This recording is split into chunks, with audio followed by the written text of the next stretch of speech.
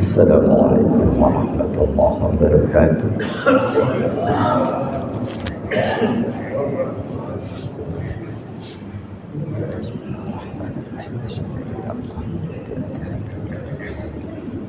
Taj'alana min balikal salihin kal alim balikal muhsin Al-Fatihah. A'udzu billahi minasyaitonir rajim. Bismillahirrahmanirrahim.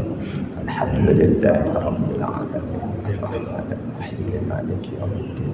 Iyyaka na'budu wa iyyaka nasta'in. Ihdinas siratal mustaqim. Siratal ladzina an'amta 'alaihim ghairil maghdubi 'alaihim waladdallin.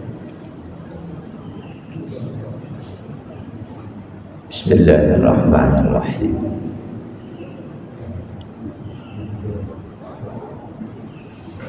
Alhamdulillahilladzi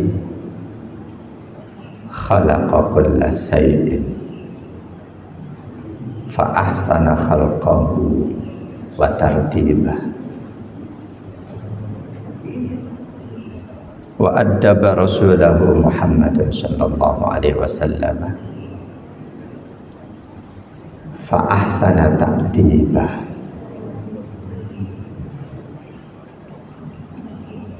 wa zaka awsafahu wa akhlaqahu fattakhadahu safiyahu wa habibah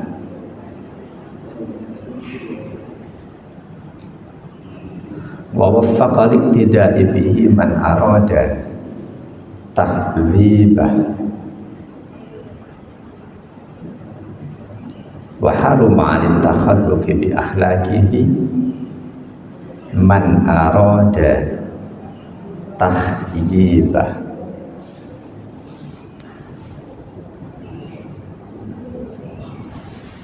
Wa asyhadu an la ilaha illallah wahdahu la syarika lah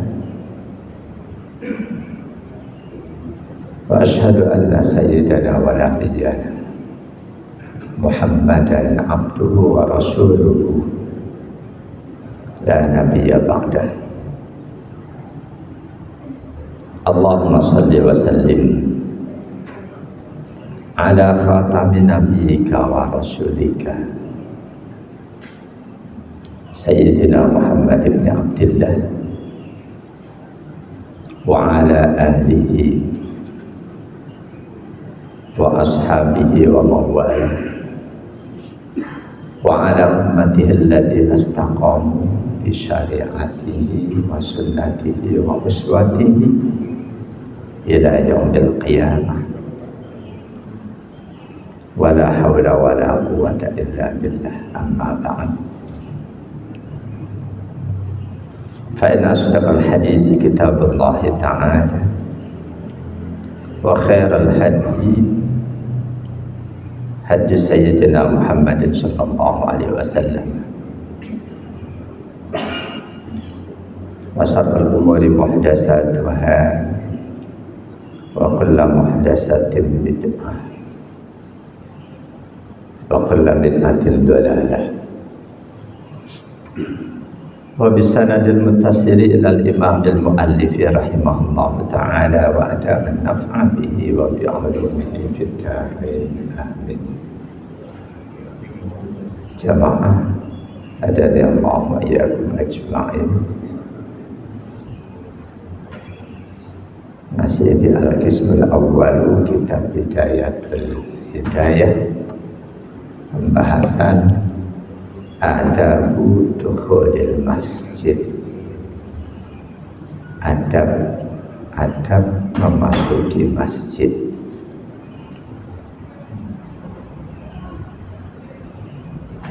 Imam Al-Ghazali menulis, fa idza dakhaltal masjidah fala tajlis hatta tusalli rak'atayn tahiyyah.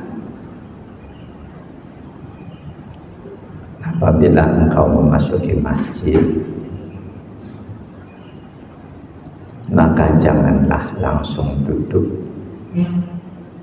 sebelum engkau kerjakan 2 rakaat tahiyatul masjid.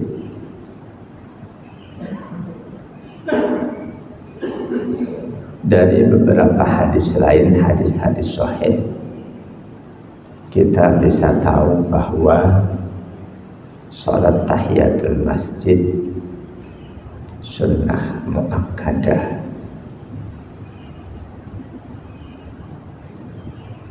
Bahkan pernah ketika Rasulullah SAW sedang menyampaikan khutbah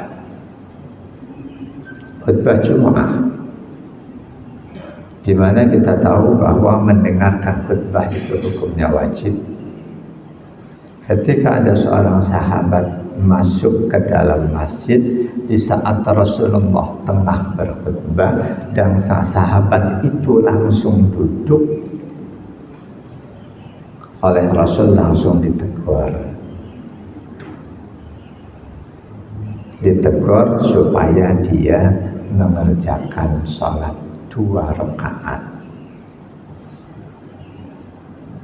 Memang hadis-hadis tentang hal itu tidak detail menyebutkan sholat apa yang diperintahkan oleh Rasul untuk dikerjakan saat itu. Ada kemungkinannya tahiyatul masjid, ada kemungkinan lainnya qobliyah Jumat. Yang disepakati ulama tahiyatul masjid, karena qobliyah Jumat diperselisihkan. Ulama madhab Syafi'i dan termasuk Imam Syafi'i sendiri memandang sholat Jumat itu sebagai ganti dari sholat zuhur. Hari Jumat subuh, Jumat, asar, maghrib, isya. Hari lainnya subuh, zuhur, asar, maghrib, isya. Jadi ulama madhab Syafi'i menilai keberadaan sholat Jumat sebagai pengganti sholat zuhur, yang karena itu sholat rawatibnya sama dengan sholat zuhur. Untuk ba'diyah Jum'ah nggak ada masalah, seluruh ulama sepakat, kebetulan hadisnya penjelas. Untuk qobliyah Jum'at khilafiyah muncul karena tidak ada hadis yang tegas menyebutkan Rasul mengerjakannya.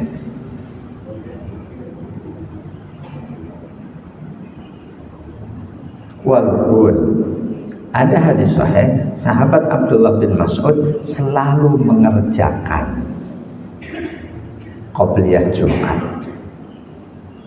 Sahabat Abdullah bin Mas'ud, salah satu sahabat besar, beliau selalu mengerjakan qobliyah Jum'at.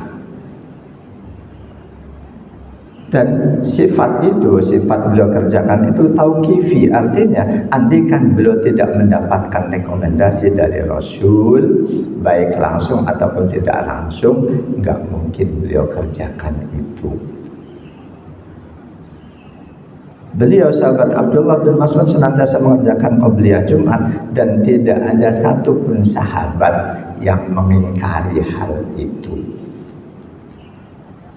Jadi qobliyah Jumat keberadaannya diperselisihkan, tahiyatul masjid tidak diperselisihkan. Jadi Imam Ghazali menekankan bila kita masuk masjid, jangan duduk sebelum kita kerjakan 2 rakaat tahiyatul masjid. Di antara hadis-hadis selengkapnya berkaitan dengan tahiyatul masjid, an Abi Qatadah As-Salami Al-Ansari radhiyallahu anhu anna Rasulullah sallallahu alaihi wasallam qala idza dakhala ahadukum al-masjidah falyarka' rak'ataini qabla an yajlisa. Hadis ini diriwayatkan oleh Imam Malik, Imam Ahmad, Imam Bukhari 4444, Imam Muslim 1687, At-Tirmidzi, An-Nasa'i dan Imam Ibnu Majah. idza dakhala ahadukumul masjida, apabila salah satu dari kalian masuk masjid, falyarka' rak'ataini, kerjakan sholat 2 rakaat. Rasul nggak sebut sholat apa, kerjakan 2 rakaat qabla ayyajlisa, sebelum duduk. Memang selanjutnya karena ada penekanan sebelum duduk, selanjutnya ulama fikih khilafiyah, bagaimana kalau dia sudah duduk, apakah masih tetap sunnah tahiyatul masjid atau tidak? Pendapat mayoritas ulama fikih, jika duduknya baru duduk, katakanlah dia belum menikmati duduknya, tetap sunnah tahiyatul masjid. Jamaah dan Allah yakum ajma'in. Di hadis yang lain lagi, ini tentang teguran Rasul, tapi di hadis ini Rasul belum sebutkan siapa sahabat yang beliau tegur itu. Amr bin Dinar radhiyallahu anhu sami'a Jabiran qala, dari Amr bin Dinar, seorang tabi'in, beliau mendengar sahabat Nabi Jabir bin Abdullah radhiyallahu anhu berkata, dakhala rajulun yaumal jum'ati, pernah di hari Jumat seorang sahabat masuk masjid. Wan Nabi sallallahu alaihi wasallam yakhutubu, pada saat itu Nabi sedang menyampaikan khutbah.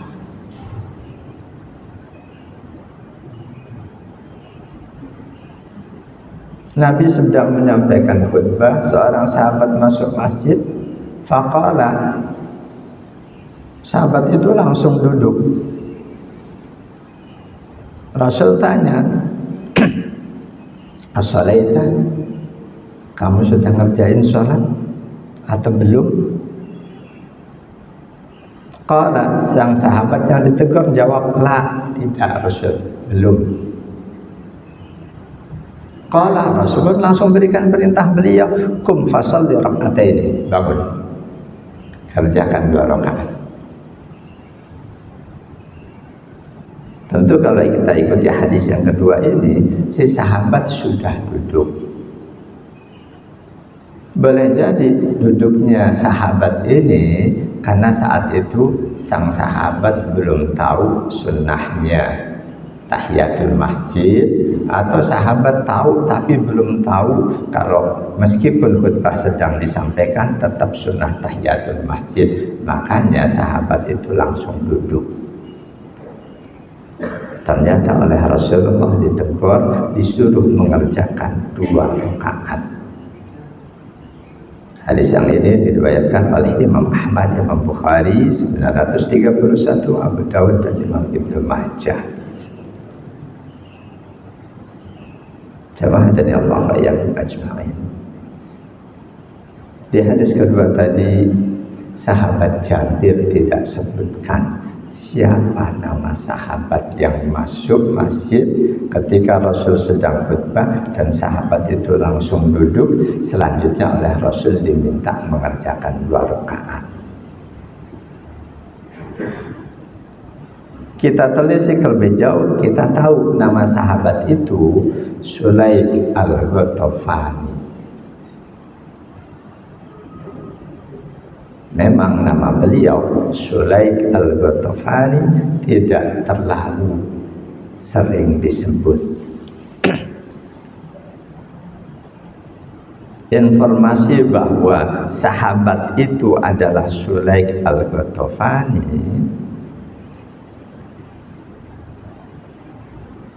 dalam hadis berikut ini.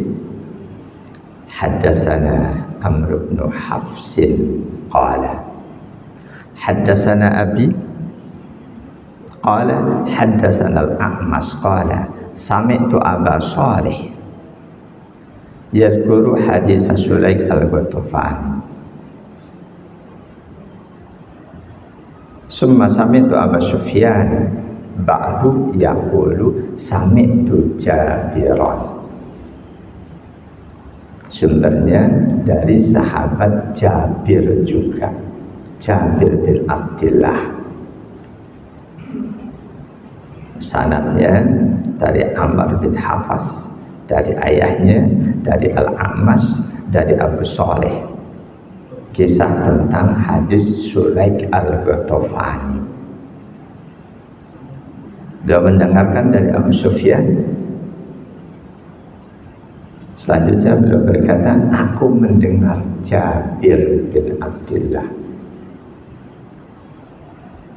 Yaqul, berkata sahabat Jabir, ja'a Sulaik al-Ghatafani yaumal jum'ati. Datang seorang sahabat Sulaik al-Ghatafani di hari Jumat. Wan Nabi sallallahu alaihi wasallam yahtubu, Nabi sedang khutbah. Fajalasa, lalu Sulaik pun langsung duduk. Sulaik al-Ghatafani. Rasul tahu nama sang sahabat, walaupun ya insya Allah tidak seluruh sahabatnya Rasul tahu nama-namanya. Sama halnya dengan orang-orang yang mengenal kita, yakin, apalagi kalau kita public figure, tidaklah kita mengenal nama-nama mereka semuanya. Sahabat yang namanya dikenal oleh Rasul, besar kemungkinan itu sahabat punya kedudukan khusus, paling tidak punya keakraban dengan beliau. Demikian halnya dengan Sulaik al-Ghatafani. Ketika sang sahabat masuk, Rasul tengah khutbah, lalu sahabat itu duduk. Faqala Nabi sallallahu alaihi wasallam, Nabi bersabda, ya Sulaik, wahai Sulaik. Nabi kenal berarti. Kum, bangun. Fasalli raka'ataini khafifataini. Kerjakan 2 rakaat enteng. 2 rakaat yang ringan. Tajawwaz fihima. Jangan dilama-lama, cepetin 2 rakaat itu. Yang ini lebih lengkap hadisnya. Jadi tahiyatul masjid atau 2 rakaat apapun lah niat kita, mau niat qobliyah Jumat juga boleh. Ketika kita kerjakan pada saat khatib sedang menyampaikan khutbahnya, jangan dilama-lama. 2 rakaat itu entengin, cepetin pengerjaannya. Sudah tentu dengan catatan cepat yang tidak meninggalkan rukun-rukun sholat, cepat tanpa meninggalkan wajibnya tumakninah.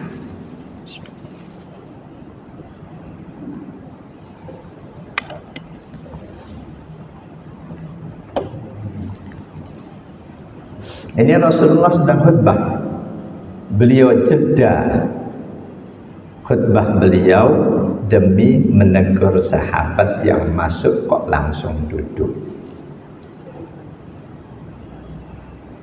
Bahkan ketika teguran itu sebetulnya sudah cukup, bangun, kerjakan 2 rakaat, 2 rakaat yang ringan, cepetin 2 rakaat itu. Rasul tambahkan, summa qala, kemudian Rasul bersabda, idza jaa ahadukum wal imamu yahtub falyusalli rak'ataini khafifataini yatajawwaju fihima.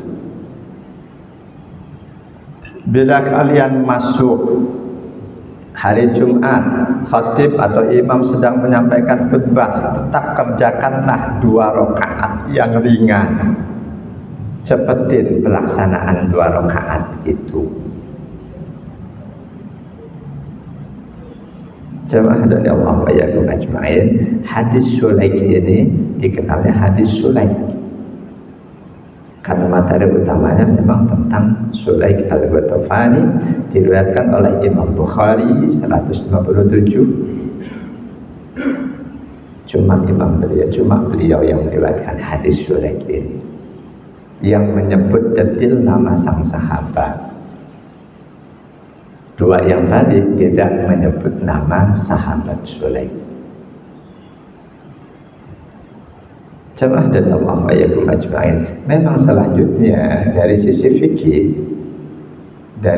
fikih berkaitan dengan khutbah Jumat telah disampaikan. Seseorang datang masuk, apakah sepenuhnya dia tetap sunnah ngerjain sholat tahiyatul masjid 2 rakaat atau tidak? Siapa saja yang tidak sunnah mengerjakan tahiyatul masjid, itu juga ada. Saya nukilkan dalam Al-As'ilah wal Ajwibah Al-Fiqhiyah, kitab tanya jawab fikih. Pertanyaan ke-403, ma hukmu tahiyatul masjid liman dakhala wal imam yakhthub? Apa hukumnya tahiyatul masjid bagi orang yang masuk masjid pas imam sedang menyampaikan khutbah? Jadi selalu wal imamu yakhtubu, bukan wal khatibu yakhtubu. Hadis-hadisnya pun demikian. Imam sedang menyampaikan khutbah. Jadi asal usulnya khatib itu sekaligus imam. Asal usulnya khatib sekaligus imam. Tapi saat ini di banyak masjid khatib imam dipisah. Asal usulnya khatib sekaligus imam. Dan boleh jadi dinilai itu sunnah, khatib sekaligus imam. Apa hukumnya seseorang masuk masjid, imam sedang menyampaikan khutbah? Jawaban dalam kitab itu, tusannu tahiyatul masjid rak'atani likulli man dakhalahu qasadal julus awla. Disunnahkan tahiyatul masjid bagi siapapun yang masuk masjid. Hukum asalnya, baik dia berniat selanjutnya mau duduk di masjid atau tidak. Misal kita panggil tukang untuk benerin listrik, yakin ketika si tukang masuk masjid niatnya tidak untuk i'tikaf, tidak untuk duduk, untuk benerin. Jadi hukum asalnya siapapun yang masuk masjid, baik ada niat mau i'tikaf duduk di masjid atau tidak, sunnah tahiyatul masjid.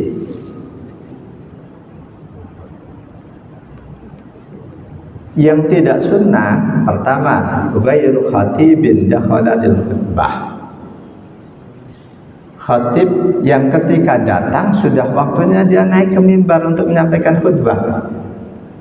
Katakanlah di masjid yang adzan 2 kali, khatibnya karena perjalanan agak telat, begitu sampai masjid sudah adzan kedua. Itu enggak sunnah tahiyatul masjid, langsung naik mimbar. Tidak sunnahnya khatib dalam kondisi seperti itu enggak ada perbedaan pendapat. Rasul setiap hari Jumat beliau di dalam rumah, begitu adzan yang saat itu adzan sekali, adzan pengantar khatib naik ke mimbar, Rasul masuk langsung ke mimbar, tidak beliau lakukan tahiyatul masjid.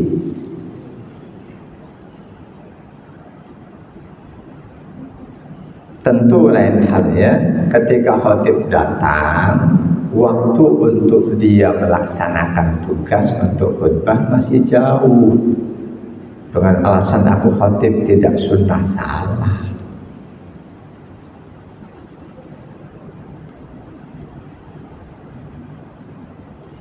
Yang juga tidak sunnah, wa ghairu dakhilihi wal imamu fi maktubatin. Ketika seseorang masuk masjid, imam sedang menyampaikan, sedang melaksanakan sholat wajib. Meskipun imam baru Allahu Akbar, baru mulai banget, dan kita masuk masjid, kita paham imam ini selalu bacaannya panjang. Andai kan kita sholat 2 rakaat cepat, kita bisa mengikuti si imam sebelum dia ruku. Kita tahu banget, tetap tidak sunnah tahiyatul masjid. Yang terbaik langsung masuk berjamaah.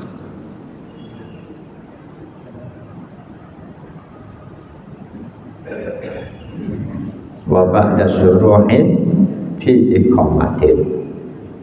Bahkan ketika kita datang, qomat baru dimulai. Allahu Akbar, baru dimulai. Sudah qomatlah baru dimulai. Nanti kita tahu imamnya dibacaannya panjang. Cukup buat tahiyat, enggak sunnah.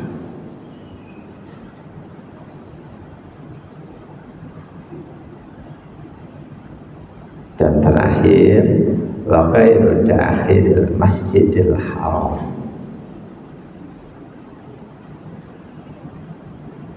Orang yang masuk Masjidil Haram tidak sunnah tahiyatul masjid. Lianna tahiyatahu at-tawafu. Khusus untuk Masjidil Haram, penghormatan untuk Masjidil Haram, tahiyatnya adalah dengan mengerjakan tawaf. Jadi siapapun kita masuk Masjidil Haram, langsung ke mataf, lokasi tawaf lakukan. Itulah tahiyatnya Masjidil Haram.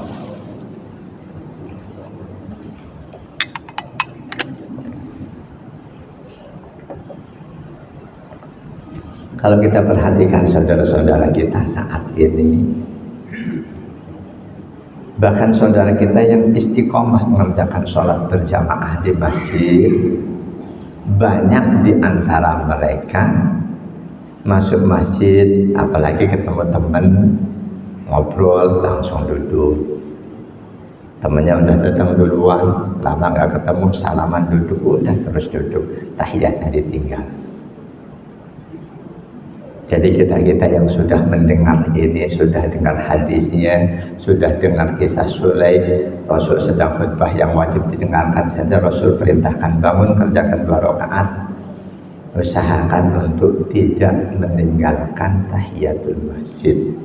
Walaupun jangan pernah merubah status tahiyatul masjid, kita rubah dari sunnah menjadi wajib, nggak boleh. Sampai kiamat sholat wajib cuma 5 waktu.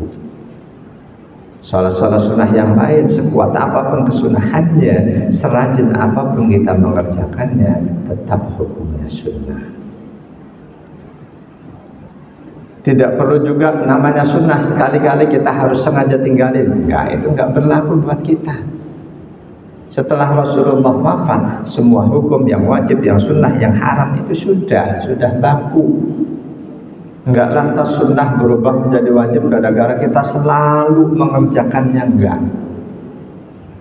Ingat, dalam mengerjakan ketakwaan kepada Allah, apakah itu berupa mengerjakan ibadah wajib, ibadah sunnah, Allah perintahkan kita untuk istiqomah. Dalam beriman Islam, dalam bertakwa, Allah perintahkan kita untuk istiqomah. Istiqomah menjadi penentu apakah keimanan kita, keislaman kita ada manfaatnya atau tidak. Istiqomah selalu konsisten berada dalam iman Islam dan ketakwaan kita sampai kita mati. Itu menjadi kewajiban tersendiri. Walaupun ada seseorang katakanlah 1000 tahun dia beriman Islam, 1000 tahun selalu melaksanakan perintah Allah, begitu memasuki tahun ke-1001 dia murtad, dia mati dalam kondisi murtad. Apakah ada manfaat iman Islamnya 1000 tahun?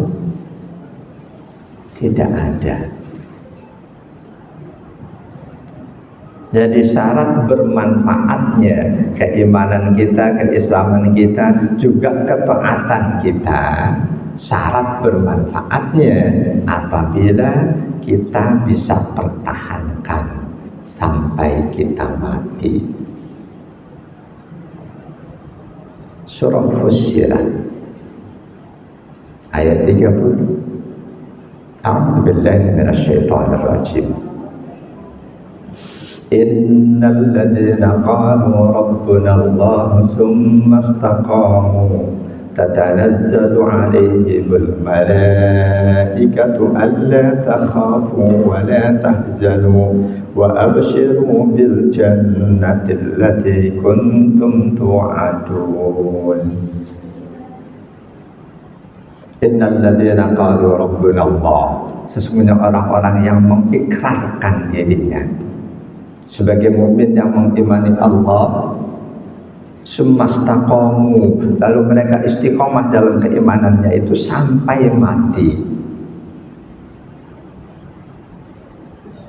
Ketika dia sakaratul maut sebagai muslim mukmin, apalagi yang soleh solihah, tatanazzalu alaihimul malaika, Allah perintahkan malaikat rahmat untuk mendatangi dia, untuk mensupport dia, untuk mentakziahi dia.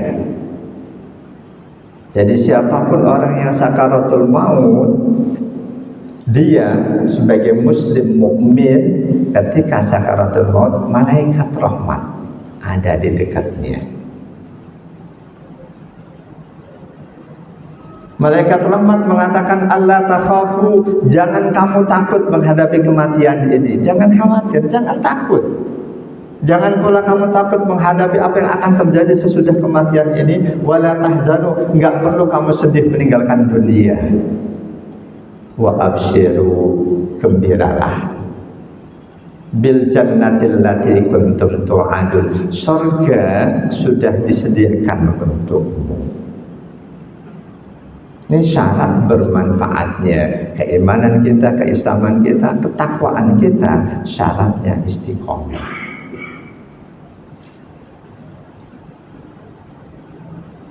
Bahkan Rasulullah pun oleh Allah diperintahkan untuk istiqomah. Padahal yakin, walaupun tidak disuruh istiqomah, Rasulullah pasti akan istiqomah. Karena itu para mufassir menyimpulkan surah Hud 112 perintah istiqomah untuk Rasul itu ditaukid untuk lebih menguatkan perintah istiqomah. A'udzu billahi minasyaitonir rajim. Fastaqim kama umirta wa man taba ma'aka wa la tatghaw innahu bima ta'maluna basir. Maka istiqomahlah engkau wahai Rasul, sebagaimana telah diperintahkan kepadamu. Wa man taba ma'aka, dan orang-orang yang beriman bersama perintahkan untuk istiqomah juga. Wa la tatghaw, jangan melampaui batas. Jamaah dan Allah yakum ajma'in. Jadi istiqomah beriman Islam, istiqomah beramal soleh, manfaatnya sebagai penentu bermanfaatnya keislaman kita, keimanan kita, dan juga kesolehan kita. Manfaat lainnya dari istiqomah, amal soleh yang kita kerjakan secara istiqomah akan menjadi amal soleh yang paling dicintai oleh Allah.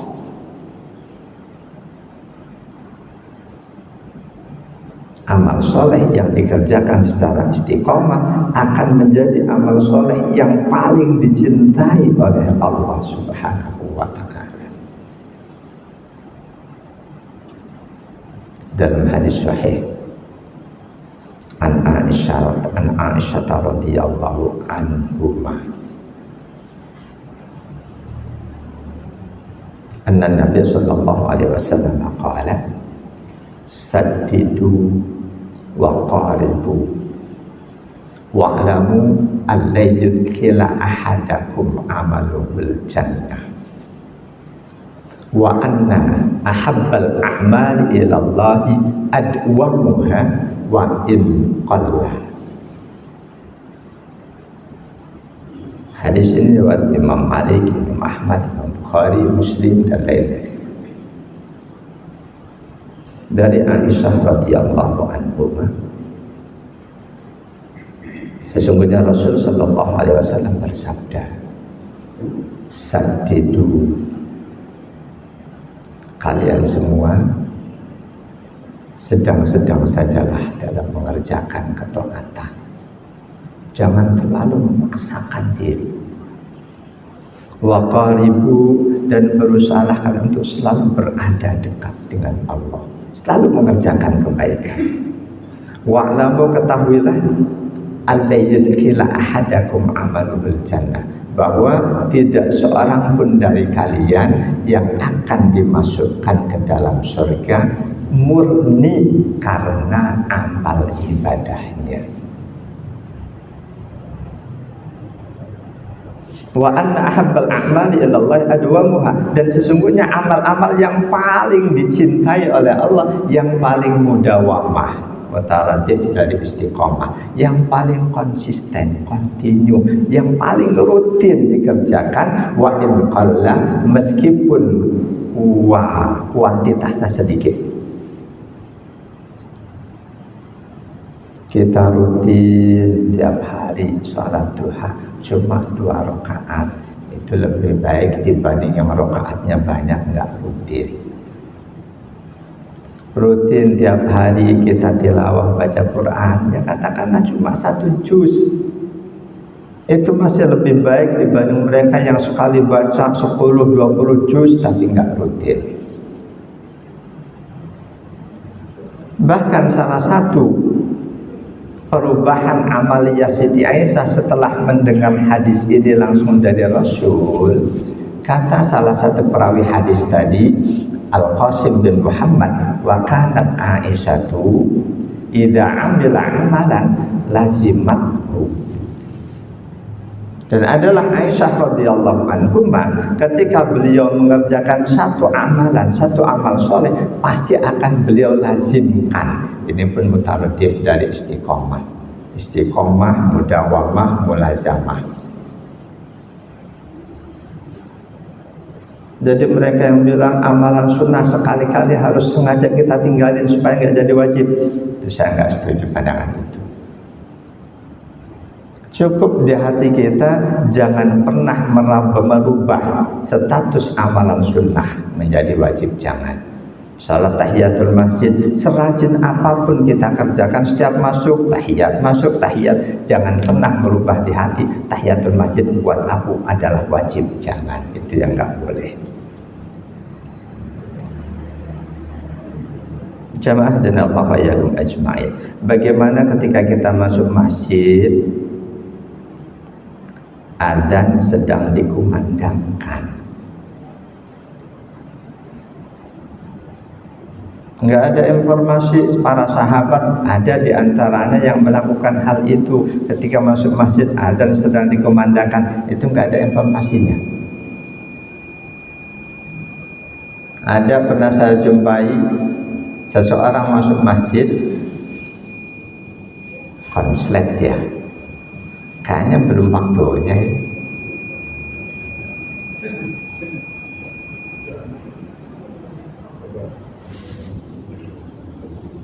Apa udah waktu?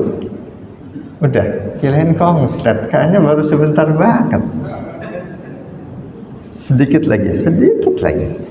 Jadi ketika kita masuk masjid, adzan tengah dikumandangkan, wa yantadiru man dakhala halal adzan faragha muadzin. Kita masuk, kita tetap dalam posisi berdiri nunggu sampai adzan selesai. Selesai adzan, kita jawab adzan itu, kita doa sesudah adzan, lalu kerjakan tahiyatul masjid.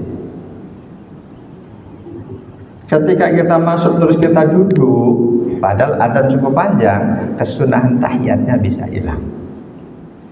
Jadi masuk, berdiri, jawab adzan, selesai adzan, doa sesudah adzan, baru kerjakan adzan itu, kerjakan tahiyatul masjid itu. Summa yusalliha, kerjakan tahiyatul masjid, liyajma'a bainal fadilataini. Dengan begitu 2 fadilah kita dapatkan, fadilah menjawab adzan, fadilah tahiyatul masjid. Wa in jalasa qabla tahiyati qama fa'ata biha. Ketika kita lupa saking senangnya ketemu teman langsung duduk, tapi terus ingat aku belum tahiyat, bangun.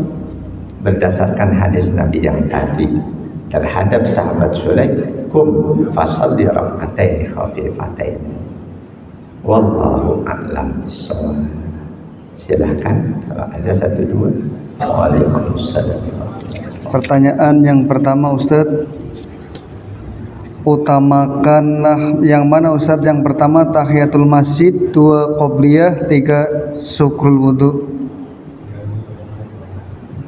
Jika waktunya cukup untuk ketiga-tiganya, kerjakan tahiyatul masjid, syukur wudu, lalu qobliyah. Jika waktunya hanya tersedia untuk 2 rakaat, kerjakan yang status hukumnya paling tinggi. Jika itu untuk sholat subuh, qobliyah subuh statusnya lebih tinggi dibanding sholat-sholat sunnah yang lain. Jika kita datang itu terjadi untuk sholat maghrib, tahiyatul masjid lebih tinggi statusnya dibanding qobliyah maghrib. Demikian juga untuk isya. Jika kita datang untuk sholat duhur, qobliyah tahiyatul masjid dan qobliyah duhur statusnya sama, sunnah muakkadah. Silahkan yang mana mau lihat qobliyah duhur atau tahiyatul masjid. Kalau sholat syukur wudu itu sunnah ghairu muakkadah. Wallahu a'lam.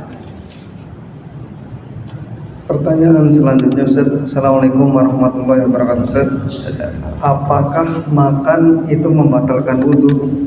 Ya, tidak batal. Kecuali kita makan petek, habis makan kentut baru batal. Kalau makannya aja tidak batal. Hanya saja ketika selanjutnya kita mau mengerjakan sholat, dikhawatirkan di mulut kita tersisa makanan, kumur-kumur saja cukup. Jadi makan tidak membatalkan wudu. Wallahu a'lam. Pertanyaan selanjutnya, Assalamualaikum Ustadz. Assalamualaikum. Pak Ustadz, bila waktu kita datang ke masjid sudah mepet, apakah boleh sholat tahiyatul masjid niatnya digabung dengan sholat qobliyah subuh? Ya, cukup salah satu saja yang diniatkan, bahkan tanpa menyebut qobliyah subuh atau tahiyatnya. Sesuai dengan hadis-hadis tadi, kita kerjakan usholi sunnah tanpa ataini.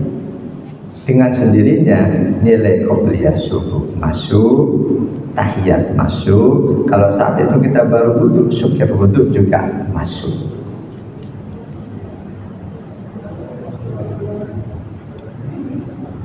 Selanjutnya, Assalamualaikum Ustadz. Pak Ustadz mau bertanya, kenapa kalau berzikir subhanallah 33 kali, alhamdulillah 33 kali, Allahu akbar 33 kali, tapi la ilaha illallah jumlahnya tidak 33 kali?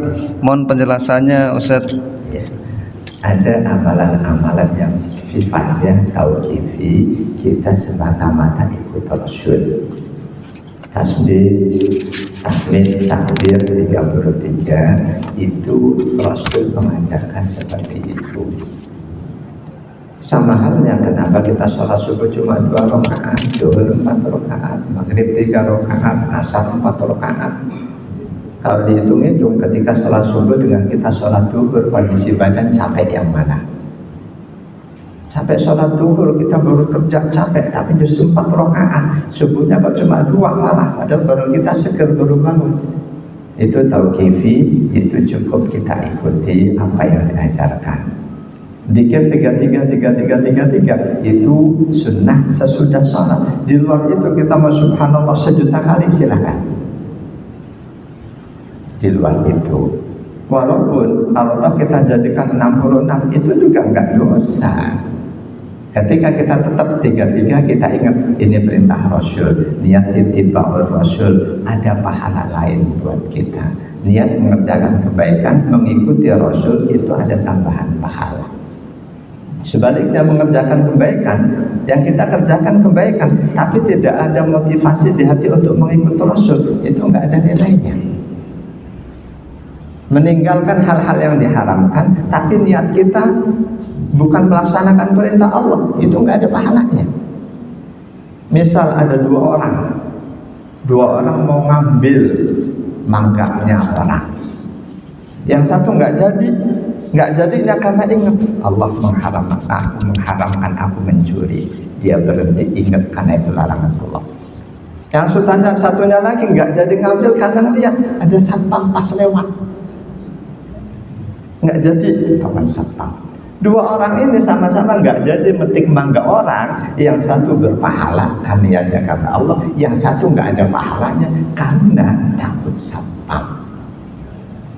Kita amalkan zikir 3333 karena ingat itu contoh Rasul, perintah Rasul, ada pahala tambahan.